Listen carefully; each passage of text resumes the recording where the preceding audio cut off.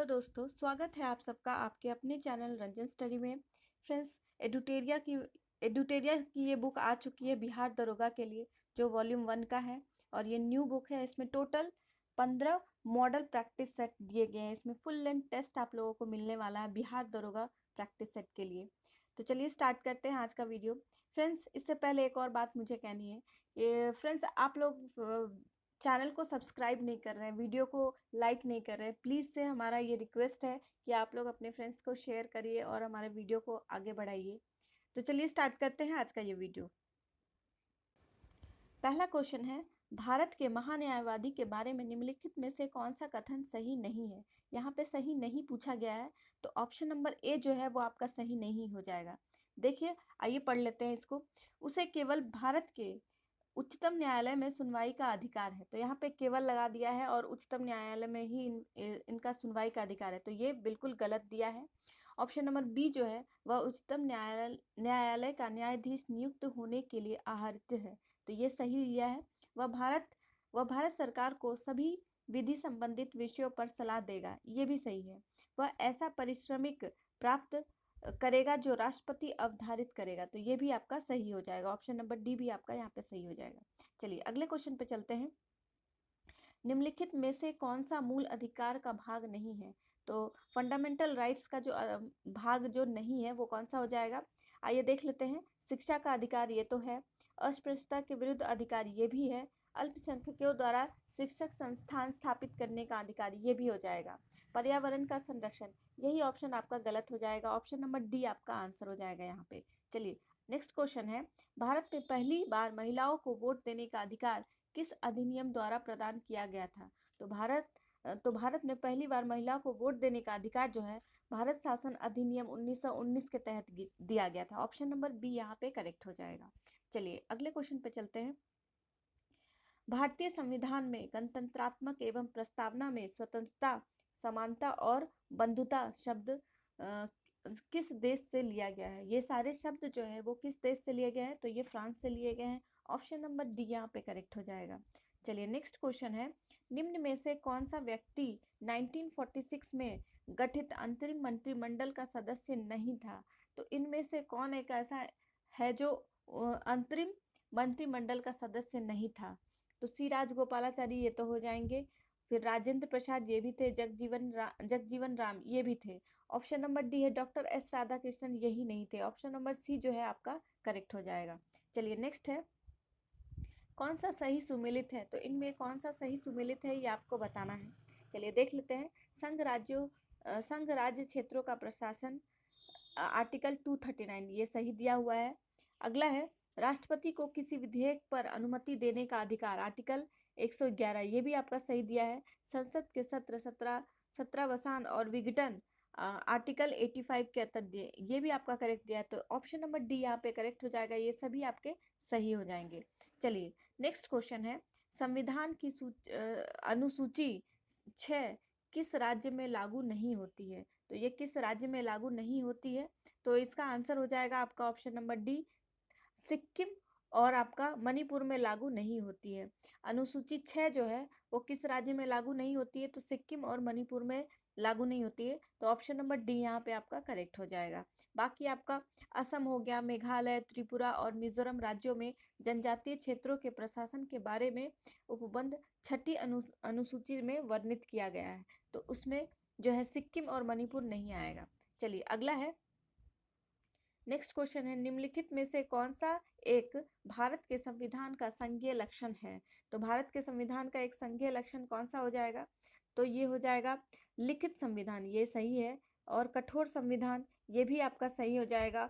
और न्यायपालिका का सर्वोच्चता ये भी आपका सही है। केंद्र एवं राज्य के मध्य शक्तियों का विवरण, तो ये सभी आपके सही हो जाएंगे। तो ऑप्शन नंबर डी यहाँ पे आपका करेक्ट हो जाएगा। चलिए अगला क्वेश्चन देखते हैं, निम्नलिखित में से किस राज्य के विधानसभा के सीटों की संख्या सर्वाधिक है।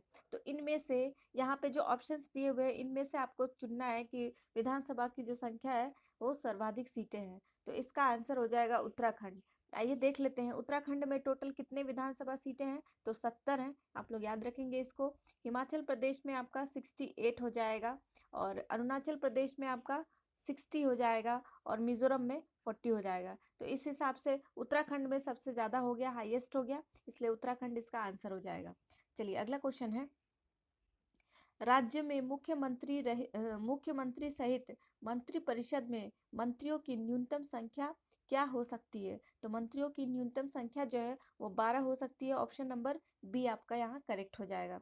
और इसका प्रावधान जो है, मंत्रिमंडल का जो प्रावधान है वो आर्टिकल नंबर 164 क में दिया हुआ है इसका वर्णन। चलिए अगला है, संयुक्त राष्ट्र की आधिकारिक भाषाओं की संख्या डैश है। तो संयुक्त राष्ट्र मतलब यूएन में जो मतलब आधिकारिक भाषा है वो टोटल कितनी भाषाएं हैं? तो 6 हैं। ऑप्शन नंबर बी यहाँ पे आपका करेक्ट हो जाएगा। और ये 6 जो है वो कौन कौन से भाषा है? तो यहाँ पे 6 जो भाषाएं हैं आपका हो जाएगा, इंग्लिश हो जाएगा, अरबी हो जाएगा, चीनी हो जाएगा, चाइनीज़ हो जाएगा, और फ्रांसीसी हो जाएगा, और फिर रशियन हो जाएगा, रशियन लैंग्वेज हो जाएगा, और स्पेनिश लैंग्वेज हो जाएगा। तो ये 6 लैंग्वेज को यूएन की आधिकारिक भाषा हो जाएगी। चलिए अगला क्वेश्चन है, तुल्लाल या थुल्लाल किस राज्य की एक एकल व्यंग्यात्मक नृत्य शैली है? तो ये किस राज्य की नृत्य शैली हो जाएगी? तो ये केरल की नृत्य शैली हो जाएगी। ऐसे क्वेश्चंस को फ्रेंड याद कर लीजिए, क्योंकि ऐसे क्वेश्चंस जो है आप इसको समझ नहीं पाएंगे, बस नाम से आपको समझना पड़ेगा कि ये किस राज्य का है। आप लोग इसको याद कर लीजिए, केरल हो जाएगा इसका आंसर। चलिए नेक्स्ट क्वेश्चन है, मेगुती के जैन मंदिर वर्तमान में किस राज्य में है? तो मेगुती का जो जैन मंदिर है वो किस राज्य में हो जाएगा? तो ये कर्नाटक में हो जाएगा। ऑप्शन नंबर बी यहाँ पे करेक्ट हो जाएगा। चलिए नेक्स्ट है, प्रथम ओलंपिक खेलों का आयोजन किस देश में किया गया है? तो ये ग्रीस में किया गया है। ऑप्शन नंबर डी यहाँ पे आपका करेक्ट हो जाएगा। चलिए नेक्स्ट है, the struggle for India's soul the struggle for India's soul के लेखक कौन हो जाएंगे? तो इसके लेखक जो है शशि थरूर हो जाएंगे। ऑप्शन नंबर ए यहाँ पे करेक्ट हो जाएगा। चलिए नेक्स्ट है, लेट मी से इट नाउ पुस्तक के लेखक हैं। तो इस पुस्तक के लेखक कौन हो जाएंगे? रमेश मारिया हो जाएंगे। ऑप्शन नंबर बी यहाँ पे करेक्ट हो जाएगा। चलिए अगला क्वेश्चन देखते हैं। नेक्स्ट क्वेश्चन हो गया आपका, प्रथम आंग्ल बर्मा युद्ध की शुरुआत के समय भारत का गवर्नर जनरल कौन था? तो इस समय भारत का गवर्नर जनरल कौन था? तो लॉर्ड एमहर्स्ट हो जाएंगे। ऑप्शन नंबर बी यहाँ पे ये करेक्ट हो जाएगा, लॉर्ड एमहर्स्ट हो जाएगा इसका आंसर। ये 1823 से लेकर 1828 के करीब थे। चलिए अगले क्वेश्चन पे चलते हैं। फ्रेंड्स थोड़ा सा ब्लर आ गया है, पर आप लोग परेशान मत रहिए, हम आपको अच्छे से पढ़ के बता देंगे, कभी कभी हो जाता है ऐसा बीच में। चलिए अगला है, भारतीय ट्रेड यूनियन कांग्रेस के पहले अध्यक्ष कौन थे? तो सबसे पहले अध्यक्ष जो थे वो लाला लाजपत राय हो जाएंगे। ऑप्शन नंबर ए यहाँ पे करेक्ट हो जाएगा। चलिए नेक्स्ट है, 1938 में भारतीय राष्ट्रीय कांग्रेस के अध्यक्ष निर्वाचित हुए थे। तो 1938 की बात कर रही है, तो उस समय भारतीय राष्ट्रीय कांग्रेस के अध्यक्ष जो है किसे चुना गया था? तो ये सुभाष चंद्र बोस जी को चुना गया था। ऑप्शन नंबर बी आपका करेक्ट हो जाएगा। चलिए नेक्स्ट है, और 1938 में अगर पूछ लेगा तो पट्टा भी सीतारमैया जी हो जाएंगे। चलिए नेक्स्ट है, पाकिस्तान के लिए अलग राज्य आंदोलन का नेतृत्व किसने किया था? तो पाकिस्तान के लिए अलग राज्य आंदोलन के लिए नेतृत्व जो है मोहम्मद अली जिन्ना ने किया था। ऑप्शन नंबर सी यहाँ पे आपका करेक्ट हो जाएगा। और कब किया था? 1940 में किया गया था। चलिए अगला है, सर्वोदय शब्द का प्रयोग सर्वप्रथम किसने किया था? सर्वोदय जो शब्द है इसका सबसे पहले जो प्रयोग है वो महात्मा गांधी जी ने किया था। ऑप्शन नंबर सी ये करेक्ट हो जाएगा। चलिए नेक्स्ट है, भारत में ब्रिटेन के सभी संवैधानिक प्रयोगों में से सबसे कम समय तक चला था। तो इनमें से सबसे कम समय तक कौन चला था? तो ये हो जाएगा आपका 1909 का Indian Council Act. Option number C जो है आपका सही हो जाएगा। चलिए नेक्स्ट क्वेश्चन है, निम्नलिखित में से कौन सा युग सही सुमेलित है? इनमें से कौन सा सही युग्म सही सुमेलित है? तो इसका आंसर हो जाएगा आपका ऑप्शन नंबर सी हो जाएगा। 2 एंड 3 जो है सही सुमेलित है। 1790 से लेकर 92 ईस्वी तक तृतीय मैसूर युद्ध चला था, तो ये सही दिया है। और 1824 से लेकर 26 तक प्रथम आंग्ल बर्मा युद्ध चला था, तो ये दोनों सही दिया है। और ऑप्शन नंबर ए और 4 जो है वो गलत दिया है, तो ऑप्शन नंबर सी यहाँ पे आपका करेक्ट हो जाएगा। चलिए अगले क्वेश्चन पे चलते हैं। खेड़ा का युद्ध कब हुआ था? तो खेड़ा का युद्ध जो है 1707 में हुआ था। ऑप्शन नंबर ए यहाँ पे आपका करेक्ट हो जाएगा। चलिए नेक्स्ट है पुस्तक शाहजहांनामा।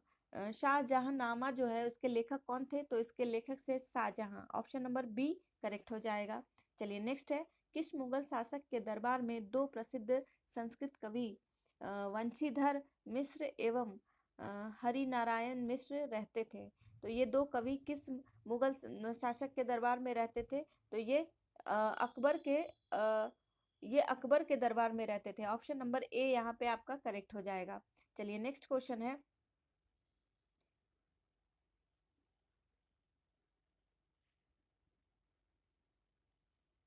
निम्न में से कौन सा कवि सगुन संप्रदाय से संबंधित नहीं थे? तो इनमें से सगुन संप्रदाय से कौन से कवि थे जो संबंधित नहीं थे? तो इसका आंसर हो जाएगा ऑप्शन नंबर ए कबीर हो जाएगा। ऑप्शन नंबर ए आपका यहाँ पे करेक्ट हो जाएगा। ये जो है सगुन संप्रदाय से संबंधित नहीं थे। चलिए नेक्स्ट है देवल अंतर्राष्ट्रीय बंदरगाह के रूप में प्रसिद्ध है, और ये देवल कहाँ है? तो ये देवल जो है सल्तनत काल में था। ये देवल कब था? तो सल्तनत काल में था। सल्तनत काल में देवल अंतर्राष्ट्रीय बंदरगाह के रूप में क्या था? तो ये प्रसिद्ध था। चलिए नेक्स्ट है मोहम्मद बिन तुगलक को प्रिंस ऑफ मनियर्स की संज्ञा दी जाती है। तो प्रिंस ऑफ मनियर्स की संज्ञा दी जाती है, और ये किसके टाइम में थी? तो एडवर्ड थॉमस ने दी थी। ये संज्ञा किसने दी थी? एडवर्ड थॉमस ने दी थी। ऑप्शन नंबर सी यहाँ पे आपका करेक्ट हो जाएगा। चलिए नेक्स्ट है सैंधव सभ्यता का महान स्नानागार कहाँ कहाँ प्राप्त हुआ था? तो महान स्नानागार जो है वो कहाँ से प्राप्त हुआ था? तो ये मोहनजोदारो से हो जाएगा। ऑप्शन नंबर ए यहाँ पे आपका करेक्ट हो जाएगा। चलिए नेक्स्ट है किस वेद में सभा और समिति को प्रजापति की दो पुत्रियां कहा गया है? तो किस वेद में सभा और समिति को दो पुत्रियां कहा गया है? तो ये अथर्व वेद में ये कहा गया है। ऑप्शन नंबर डी यहाँ पे करेक्ट हो जाएगा। चलिए अगला है निम्न में से कौन सा क्षेत्र अशोक के साम्राज्य में सम्मिलित नहीं था? तो इनमें से कौन सा ऐसा क्षेत्र था जो अशोक के राज्य में सम्मिलित नहीं था? तो ये श्रीलंका हो जाएगा। ऑप्शन नंबर बी यहाँ पे करेक्ट हो जाएगा। अफगानिस्तान, कलिंग और बिहार जो है वो अशोक के साम्राज्य से रिलेटेड था, और श्रीलंका जो था वो नहीं था। ऑप्शन नंबर बी यहाँ पे करेक्ट हो जाएगा। चलिए नेक्स्ट है 95वां ऑस्कर अवार्ड के तहत नाटू नाटू गाने को सर्वश्रेष्ठ गाने का अवार्ड दिया गया है। इस गाने का संगीतकार कौन है? तो एम किरवानी हो जाएंगे। ऑप्शन नंबर ए यहाँ पे करेक्ट हो जाएगा। चलिए नेक्स्ट है गैस अथॉरिटी ऑफ इंडिया, जिसको हम गेल बोलते हैं, गेल के नए निर्देशक कौन बने हैं? तो गेल के नए निर्देशक जो है संदीप कुमार गुप्ता को बनाया गया है। Option number B A correct हो जाएगा। चलिए अगला क्वेश्चन है INS वेला स्कॉर्पियन श्रेणी की पनडुब्बी को किस देश ने विकसित किया है? तो इसको फ्रांस देश ने विकसित किया है। ऑप्शन नंबर बी यहाँ पे करेक्ट हो जाएगा। चलिए नेक्स्ट है हाल ही में आए मेंडस हाल ही में आए मेंडस तूफान का नामकरण किस देश के द्वारा किया गया है? तो ये मेंडस तूफान का जो है उसका नामकरण UAE ने किया है। ऑप्शन नंबर डी यहाँ पे करेक्ट हो जाएगा। चलिए नेक्स्ट क्वेश्चन है हाल ही में तेजपुर लीची को GI टैग दिया गया है, इसका संबंध किस राज्य से है? तो तेजपुर लीची जो है इसका संबंध असम राज्य से हो जाएगा। ऑप्शन नंबर ए यहाँ पे करेक्ट हो जाएगा। चलिए अगला है हाल ही में बालकृष्ण दोषी का निधन हो गया है। हाल ही में बालकृष्ण दोषी का निधन हो गया है, उनका संबंध था, तो इनका संबंध वास्तुकला से हो जाएगा। ऑप्शन नंबर ए करेक्ट हो जाएगा। चलिए अगला है अंतर्राष्ट्रीय सौर गठबंधन के नए अध्यक्ष कौन बन गए हैं? तो इनके नए अध्यक्ष जो है RK सिंह को बनाया गया है। ऑप्शन नंबर बी करेक्ट हो जाएगा। चलिए अगला है जलदूत ऐप को किस मंत्रालय द्वारा जारी किया गया है? तो जलदूत ऐप को ग्रामीण विकास मंत्रालय द्वारा जारी किया गया है। ऑप्शन नंबर ए यहाँ पे करेक्ट हो जाएगा। चलिए नेक्स्ट क्वेश्चन है भारत तथा अमेरिका के मध्य 7वां संगम अभ्यास का आयोजन कहाँ किया गया है? तो 7वां संगम अभ्यास का जो आयोजन है वो गोवा में किया गया है। ऑप्शन नंबर ए जो है यहाँ पे करेक्ट हो जाएगा। चलिए अगला क्वेश्चन है भारत पाकिस्तान सीमा पर सुरक्षा के उद्देश्य से बीएसएफ द्वारा कौन सा ऑपरेशन चलाया गया है? तो यहाँ पे ऑपरेशन अलर्ट चलाया गया है। ऑप्शन नंबर बी यहाँ पे करेक्ट हो जाएगा। चलिए नेक्स्ट है, जलवायु परिवर्तन प्रदर्शन सूचकांक 2023 में कौन सा देश प्रथम स्थान पर है? तो कौन सा देश प्रथम स्थान पर हो जाएगा? तो डेनमार्क हो जाएगा। ऑप्शन नंबर सी जो है यहाँ पे करेक्ट हो जाएगा। चलिए नेक्स्ट है, आम बजट 2023-24 के तहत मनरेगा के लिए कितनी राशि आवंटित हुई है? तो मनरेगा के लिए 2000 जो आम बजट है 2023-24 में 60,000 करोड़ रुपए की आवंटित की गई है। ऑप्शन नंबर सी यहाँ पे करेक्ट हो जाएगा। चलिए अगला है, डिजिटल शक्ति डिजिटल शक्ति 4.0 कार्यक्रम की शुरुआत की गई है। तो इसकी शुरुआत जो की गई है वो महिला आयोग द्वारा किया गया है। ऑप्शन नंबर बी यहाँ पे करेक्ट हो जाएगा।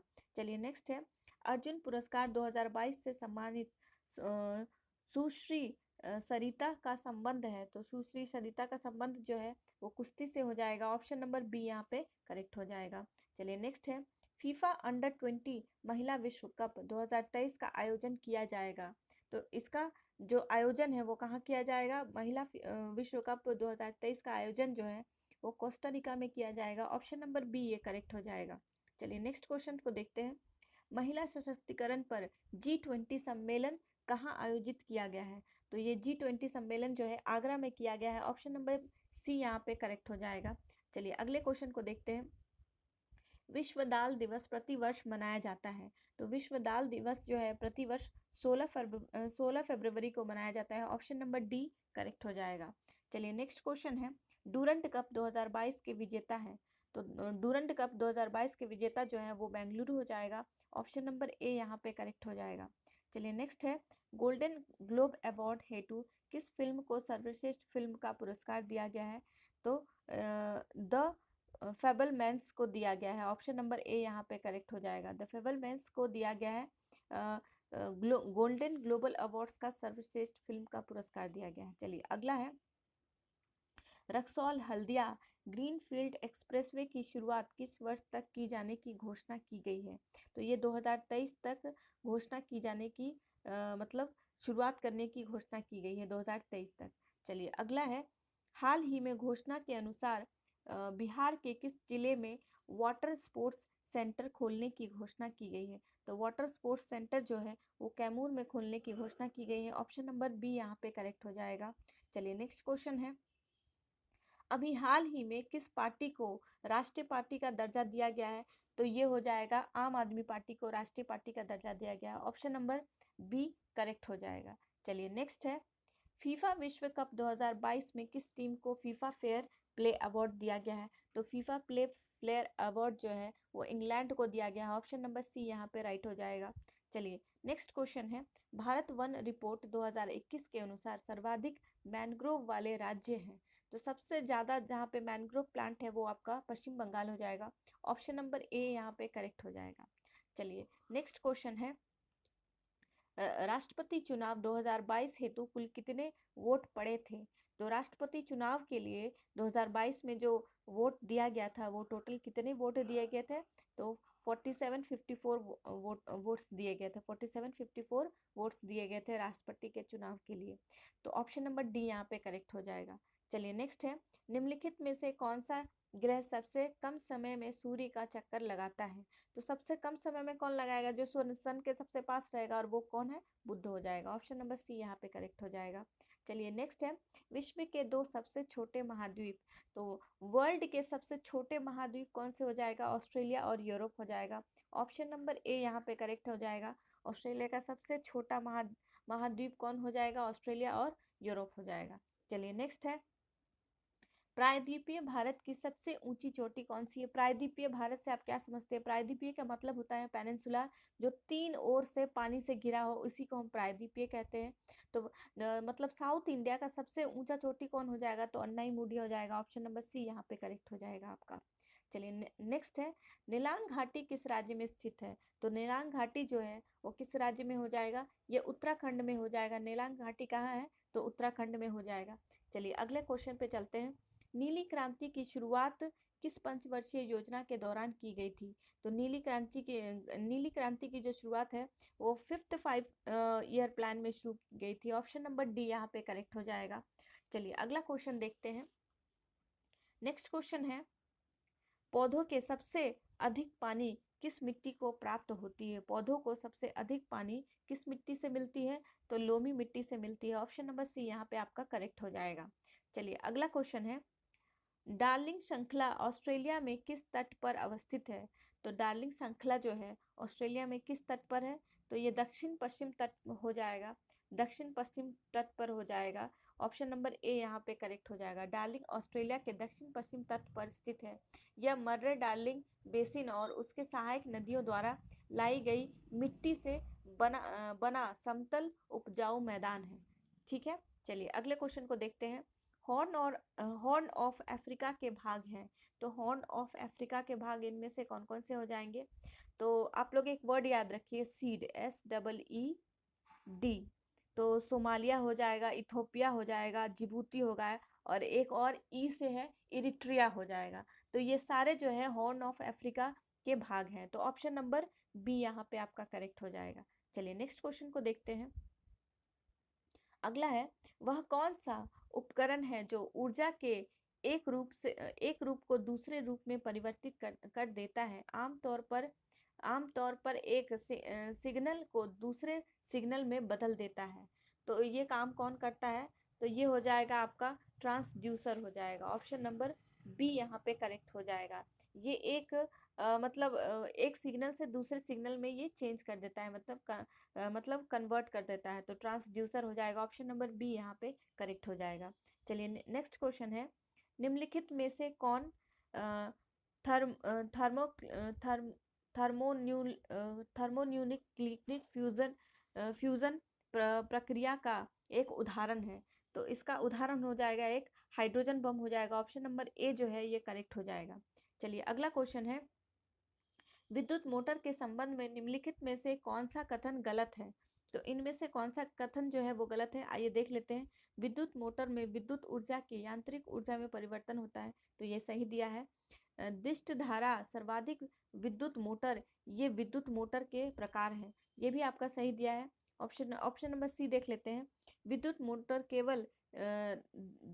केवल दिष्ट धारा द्वारा संचालित होते हैं, तो यही आपका गलत है। ऑप्शन नंबर सी जो है वो गलत दिया है। विद्युत मोटर बल उत्पन्न करने के लिए विद्युत मोटर के चुंबकीय क्षेत्र और घुमावदार धाराओं के बीच अंतः क्रिया के माध्यम से काम करता है। तो ऑप्शन नंबर डी जो है वो भी करेक्ट दिया है। तो ऑप्शन नंबर सी आपका यहाँ पे आंसर हो जाएगा। पूछा है कि वो उसके संबंध में कौन सही नहीं है, तो ऑप्शन नंबर सी यहाँ पे करेक्ट हो जाएगा। चलिए नेक्स्ट क्वेश्चन देखते हैं। ओम का नियम डैश और डैश के बीच संबंध का वर्णन करता है। तो ओम का नियम जो है वो विद्युत धारा और विभवांतर के बीच के संबंध को का वर्णन करता है। ऑप्शन नंबर सी जो है करेक्ट हो जाएगा। चलिए अगला क्वेश्चन देख लेते हैं। निम्नलिखित में से कौन सा कथन न्यूटन के गति से तीसरे नियम के लिए सही है? तो तीसरे नियम के लिए कौन सही हो जाएगा? ये बल अलग अलग निकाय पर विपरीत दिशा में लागू होता है। तो ऑप्शन नंबर सी जो है यहाँ पे करेक्ट हो जाएगा। चलिए अगला क्वेश्चन देखते हैं। निम्नलिखित में से किस प्रकार की किरणें पृथ्वी के वायुमंडल में प्रवेश नहीं कर पाती है? तो इनमें से कौन सी ऐसी किरणें हैं जो पृथ्वी के एटमॉस्फेयर में एंटर नहीं कर पाती है, ये बताना है। तो ये हो जाएगा आपका एक्स रेज हो जाएगा। ऑप्शन नंबर बी जो है वो करेक्ट हो जाएगा। एक्स रेज जो है पृथ्वी के एटमॉस्फेयर में वो प्रवेश नहीं कर पाती है। ऑप्शन नंबर बी यहाँ पे करेक्ट हो जाएगा। चलिए नेक्स्ट है, निम्न में से क्या तरंग की विशेषता नहीं है? तो इनमें से तरंग की विशेषता कौन सी नहीं है? तो ये माध्यम हो जाएगा, मीडियम जिसको हम कहते हैं। ऑप्शन नंबर ए करेक्ट हो जाएगा। चलिए अगला है, इनमें से कौन सा रासायनिक परिवर्तन का एक उदाहरण है? तो रासायनिक परिवर्तन मतलब केमिकल चेंज का एक उदाहरण है, तो निष्क्रियकरण हो जाएगा। ऑप्शन नंबर ए करेक्ट हो जाएगा। क्रिस्टलाइजेशन नहीं होता, आसवन भी नहीं होता और सब्लिमेशन भी नहीं होता है। तो ऑप्शन नंबर ए यहाँ पे करेक्ट हो जाएगा। चलिए नेक्स्ट क्वेश्चन को देखते हैं। निम्नलिखित में से किसने यह प्रस्तावित किया था कि प्रत्येक तत्व में एक विशेष परमाणु द्रव्यमान होता है? तो ये डाल्टन ने कहा था। ऑप्शन नंबर बी यहाँ पे आपका करेक्ट हो जाएगा। चलिए नेक्स्ट क्वेश्चन को देखते हैं। लोहे को कठोर और मजबूत बनाने के लिए निम्न में से क्या मिलाया जाता है? तो लोहे को मजबूत और कठोर बनाने के लिए इसमें क्या मिलाएंगे हम? तो कार्बन मिलाया जाता है। ऑप्शन नंबर सी यहाँ पे करेक्ट हो जाएगा। चलिए अगला है, इलेक्ट्रॉनों की वह अधिकतम संख्या तो वास्तव कक्षा में रह सकता है। तो इलेक्ट्रॉन की सबसे ज़्यादा मतलब मैक्सिमम वैल्यू कौन सा होगा जो इलेक्ट्रॉन के बाहरी इलेक्ट्रॉन पे मतलब वैलेंस इलेक्ट्रॉन में रह सकते हैं? तो वो 8 है। 8 से ज़्यादा नहीं रह सकता। ऑप्शन नंबर डी यहाँ पे आपका करेक्ट हो जाएगा। चलिए अगला क्वेश्चन देख लेते हैं। निम्नलिखित में से किस नियम के अनुसार गैस का आयतन गैस के दाब के व्युत क्रमानुपाती होता है? तो इसका आंसर हो जाएगा आपका बोयल्स का नियम। ऑप्शन नंबर ए जो है वो करेक्ट हो जाएगा। चलिए इसका आंसर हो जाएगा आपका V is indirectly proportional to 1/p हो जाएगा। चलिए नेक्स्ट है, pH मान में 7 से 14 हुई वृद्धि निम्न में से किसका प्रतिनिधित्व करती है? तो इसका हो जाएगा आपका ऑप्शन नंबर डी हो जाएगा। OH- आयन सांद्रता में वृद्धि करती है। ऑप्शन नंबर डी जो है वो आपका करेक्ट हो जाएगा। चलिए अगले क्वेश्चन को देखते हैं। फ्लोरीन, क्लोरीन, ब्रोमीन, आयोडीन, एस्टेटिन की सामान्यतः किस नाम से जाना जाता है? तो इनको हम हैलोजन के नाम से जानते हैं। ऑप्शन नंबर ए आपका यहाँ पे करेक्ट हो जाएगा। चलिए नेक्स्ट है, निम्नलिखित निम्नलिखित पर 4 तत्वों में से 3 तत्व किसी न किसी प्रकार से एक समान है जबकि एक भिन्न है। कौन सा तत्व यहाँ पे अलग है? जो सबसे अलग है ये आपको बताना है। आइए देख लेते हैं। जर्मेनियम है, पोटेशियम है, सिलिकॉन है और गैलियम है। तो यहाँ पे पोटेशियम ही है जो सबसे अलग दिख रहा है। जर्मेनियम, सिलिकॉन और ये गैलियम जो है ये आवर्त सारणी में पी ब्लॉक में आते हैं। ये तीनों जो है वो पी ब्लॉक में आते हैं, जबकि ये आपका पोटेशियम जो है एस ब्लॉक का है, इसलिए पोटेशियम आपका आंसर हो जाएगा। चलिए नेक्स्ट है, अमोनियम सल्फेट का रासायनिक सूत्र क्या हो जाएगा? अमोनियम सल्फेट का केमिकल फॉर्मूला है आपका NH4 2SO4। Option number B यहाँ पे आपका करेक्ट हो जाएगा। चलिए नेक्स्ट क्वेश्चन को देखते हैं। साइटोप्लाज्म एक जेली जैसा द्रव्य होता है जो मौजूद होता है। तो साइटोप्लाज्म कहाँ मौजूद होता है? तो कोशिका और कोशिका झिल्ली के बीच मौजूद होता है। केंद्रक और कोशिका के झिल्ली के बीच मौजूद होता है। ऑप्शन नंबर ए यहाँ पे आपका करेक्ट हो जाएगा। चलिए नेक्स्ट क्वेश्चन है, किस प्रकार के ऊतक मतलब किस टाइप का टिश्यू में एक समान कार्य करने वाली भिन्न प्रकार की कोशिकाएं होती है? तो ये हो जाएगा आपका जटिल ऊतक हो जाएगा। ऑप्शन नंबर डी जो है यहाँ पे आपका करेक्ट हो जाएगा। चलिए नेक्स्ट क्वेश्चन को देखते हैं। जीन उत्परिवर्तन निम्नलिखित में से किसके कारण होता है? तो जीन उत्परिवर्तन जो है वो नाइट्रोजनी क्षारों के अनुक्रम के परिवर्तन में होता है। ऑप्शन नंबर सी यहाँ पे करेक्ट हो जाएगा। चलिए नेक्स्ट क्वेश्चन को देखते हैं।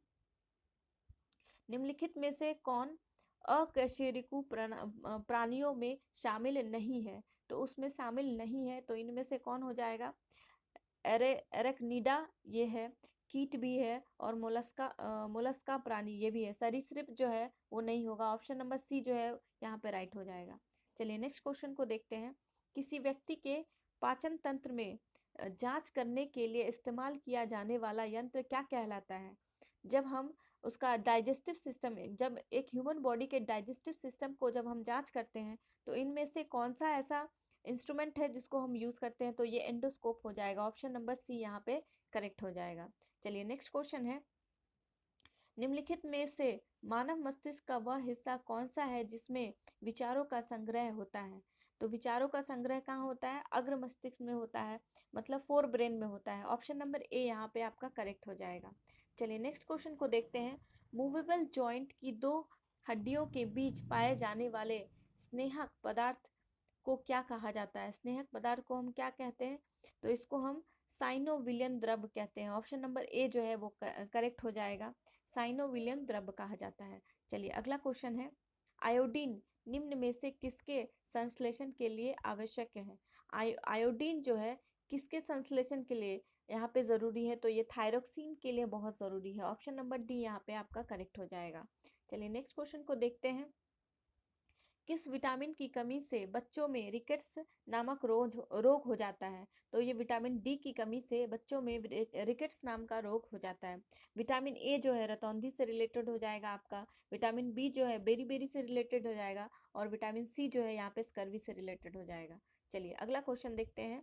मानव में बैक्टीरिया के संक्रमण का सबसे आम इलाज क्या है? तो मानव में जो बैक्टीरिया से जो मतलब जो डिजीज हो जाते हैं तो उसका आम इलाज है एंटीबायोटिक्स हो जाएगा। ऑप्शन नंबर सी यहाँ पे आपका करेक्ट हो जाएगा। बस कुछ क्वेश्चंस और बचे हैं फ्रेंड्स, बस पेशेंस रख के देख लीजिए। चलिए अगला है, निम्नलिखित में से कौन सा उत्पादन एक आधिकारिक प्रतियोगिता को सूचित करता है? तो इसका हो जाएगा विभेदिक उत्पाद, क्रेताओं और विक्रेताओं की बड़ी संख्याओं के प्रवेश रोध, ये तो नहीं होगा। और फिर है समांगी उत्पाद, ये भी नहीं होगा। तो 1 एंड 2 हो जाएगा, केवल 1 और 2। तो देख लेते हैं, ऑप्शन नंबर ए यहाँ पे आपका सही हो जाएगा, केवल 1 और 2। ऑप्शन नंबर ए जो है इसका आंसर हो जाएगा 1 और 2। चलिए अगला क्वेश्चन देखते हैं। संयुक्त राष्ट्र विकास कार्यक्रम यूएनडीपी का मुख्यालय कहाँ अवस्थित है? तो यूएनडीपी का हेडक्वार्टर आपका न्यूयॉर्क में हो जाएगा। ऑप्शन नंबर सी यहाँ पे करेक्ट हो जाएगा। चलिए नेक्स्ट है, अगला क्वेश्चन है, न्यूयॉर्क न्यायपूर्ण वितरण एवं समानता के साथ विकास किस पंचवर्षीय योजना में सर्वोच्च प्राथमिकता दिया गया था? तो न्यायपूर्ण वितरण और समानता के साथ विकास के लिए किस पंचवर्षीय योजना पे इसको मतलब सबसे ज़्यादा जोर दिया गया था? तो ये 9th 5 ईयर प्लान हो जाएगा। ऑप्शन नंबर बी आपका यहाँ पे करेक्ट हो जाएगा। चलिए अगला क्वेश्चन है, भारतीय बीमा विनियामक और विकास प्राधिकरण, जिसको हम इरडा कहते हैं, IRDA का मुख्यालय कहाँ है? IRDA का इरडा का हेडक्वार्टर आपका हैदराबाद में हो जाएगा। ऑप्शन नंबर बी यहाँ पे आपका करेक्ट हो जाएगा। चलिए फ्रेंड्स, यहाँ से आपका 5 क्वेश्चंस रीजनिंग और मैथ से रिलेटेड है। तो क्वेश्चन नंबर 96 से आप लोग आंसर जान लीजिए और कमेंट बॉक्स में कमेंट करिएगा आप लोग इसको सॉल्व करके। चलिए, तो क्वेश्चन नंबर 96 का आंसर हो जाएगा आपका ऑप्शन नंबर ए 5047 हो जाएगा। ऑप्शन नंबर ए यहाँ पे इसका करेक्ट हो जाएगा। चलिए अगला क्वेश्चन है और इसका आंसर हो जाएगा आपका ऑप्शन नंबर ए 40, इसका आंसर आएगा। आप लोग इसको सॉल्व करिएगा और कमेंट बॉक्स में रिप्लाई करिएगा। चलिए नेक्स्ट क्वेश्चन का आंसर हो जाएगा इसका ऑप्शन नंबर डी हो जाएगा, इनमें से कोई नहीं। जब आप इसको सॉल्व करेंगे तो इन तीनों में से कोई भी नंबर नहीं आएगा, इसलिए इसका आंसर इनमें से कोई नहीं हो जाएगा। चलिए अगला क्वेश्चन है और इसका आंसर हो जाएगा 1.05 हो जाएगा। ऑप्शन नंबर ए इसका आंसर हो जाएगा। और आज के फुल लेंथ का आखिरी क्वेश्चन है, लास्ट क्वेश्चन का आंसर हो जाएगा आपका ऑप्शन नंबर बी हो जाएगा, 2.5% आएगा। ठीक है फ्रेंड्स, तो इसको आप लोग सॉल्व करेंगे अच्छे तरीके से और कमेंट बॉक्स में कमेंट करेंगे कि आप लोग इसको बना पाए कि नहीं बना पाए। ठीक है फ्रेंड्स, मिलते हैं फिर नेक्स्ट वीडियो में। Thank you.